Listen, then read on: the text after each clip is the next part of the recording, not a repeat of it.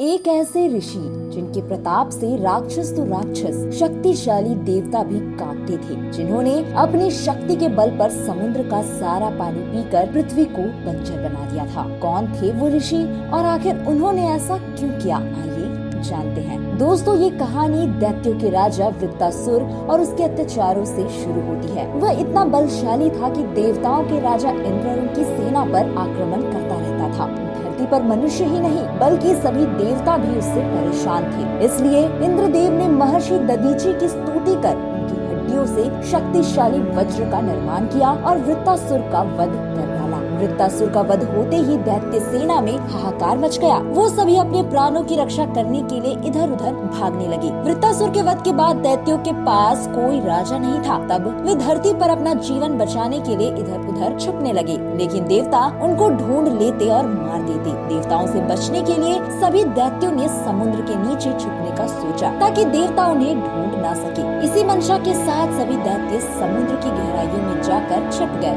दैत्यों के समुद्र में छिपे होने की वजह देवताओं को उन्हें ढूंढने में बहुत समस्या आ रही थी, क्योंकि समुद्र बहुत विशाल होने के साथ साथ बहुत गहरा भी था, इसलिए पानी के अंदर देखा नहीं जा सकता था। अब देवता दैत्यों का वध कर पाने में असमर्थ थे, पर उनका वध करना सृष्टि की रक्षा के लिए बेहद जरूरी था, क्योंकि दैत्य रात में समुद्र से बाहर निकलकर ऋषि मुनियों पर आक्रमण कर उन्हें खा जाते थे, जिस वजह से देवताओं की शक्ति दिन ब दिन घटती जा रही थी। दैत्यों के छल से परेशान होकर सभी देवता भगवान विष्णु के पास गए और उनसे सहायता मांगी। भगवान विष्णु ने कहा कि दैत्यों को केवल एक ही शर्त पर मारा जा सकता है, जब समुद्र का जल पूरी तरह से सूख जाए। पर ऐसा असंभव काम भला कौन कर सकता था? सभी देवता सोच में पड़ गए। तब भगवान विष्णु ने बताया कि पृथ्वी पर एक परम शिव भक्त रहते हैं, जिनका नाम अगस्त्य मुनि है। वो एक महान तपस्वी है। उन्हीं के पास ऐसी शक्तियाँ हैं जो समुद्र को सुखा सकते हैं। भगवान विष्णु से आदेश पाकर सभी देवता अगस्त्य मुनि से सहायता मांगने पहुँचे। जब ऋषि अगस्त्य ने देवताओं की समस्या सुनी तो वो उनकी सहायता करने को तैयार हो गए। वे सभी देवताओं के साथ समुद्र के तट पर गए और धीरे धीरे समुद्र का पानी पीना शुरू कर दिया। देखते ही देखते सारे समुद्र का जल